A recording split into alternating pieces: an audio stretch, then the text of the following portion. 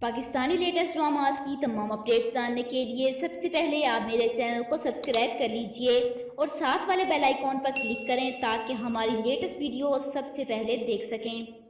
अस्सलाम वालेकुम viewers, drama serial सी की नेक्स्ट एपिसोड में आप लोग देखेंगे कि हया यावर भाई के पास आकर वजी की इस घटिया हरकत पर रोती है, जिस पर वो उसे कहते हैं कि उसे को अपना सामान पैक करे। वजी गुस्से में अपना सामान लेता है और गाड़ी लेकर निकल जाता है। दूसरी तरफ आप लोग देखेंगे कि वजी का दोस्त रमज़ान साहब और उसकी फैमिली को रहने के लिए जगह देता है, जिस पर वो उसके सब शुक्रगुजार होते हैं। जो वक्त गुजरता जाता है, मन्नत अपने बच्चे का सदमा बर्दाश्त नहीं कर पाती और वो आहिस्ता आहिस्ता अपना ज़हनी तवाज़ुन खो रही है।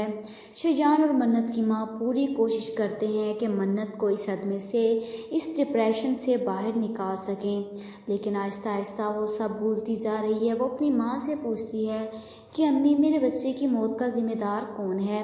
हालांकि वो सब जानती है, लेकिन फिर भी इस डिप्रेशन की वजह से वो सब उसके जहन से निकलता जा रहा है।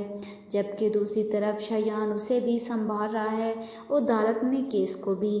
अदालत के फैसले के मुताबिक इस पुलिस वाले को बुलाया जाता है जिसने नायाब का बयान लिया था, और वो ऐसा खबीस रिश्वतखोर निकलता है कि हलफ उठाने के बावजूद भी झूठा बयान सुनाता है कि नायाब ने बताया था कि हालात से मजबूर होकर मैंने खुद को छत से गिरा दिया।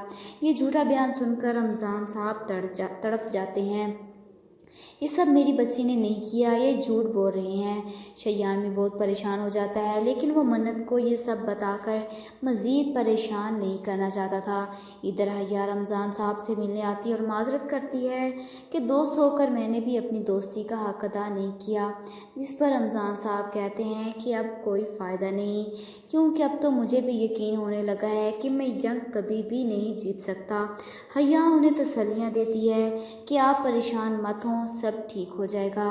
इधर आप लोग देखेंगे कि वजी जानबूझकर फूलों का गुलदस्ता लेकर मन्नत से मिलने अस्पताल जाता है। शयान उसे अस्पताल में देखकर हैरान हो जाता है और चोरी ऊपर से सीना जोरी की मिसाल है। यह वजी शयान उसे धक्के मारकर कमरे से निकालने की कोशिश करता है, इस पर वजी चिल्लाकर कहता है कि भाभी बताएं उन्हें क्या उस दिन मैं आपके पीछे था कि नहीं। मन्नत अपनी माँ का हाथ पकड़कर याद करने की कोशिश करती है। उस दिन मेरे पीछे एक गाड़ी थी, हारन की आवाज़ थी और कुछ देर बाद एक चीख थी। मन्नत को कुछ याद नहीं और यही वजह चाहता था कि उसे पागल खाने पहुँचा कर दम लेगा। आप लोगों को क्या लगता है, क्या मन्नत पागल हो जाएगी या नहीं? कमेंट बॉक्स में अपनी राय का इज़हार ज़रूर कीजिएगा और साथ साथ मेरे चैनल को सब्सक्राइब कीजिएगा। Thanks for watching.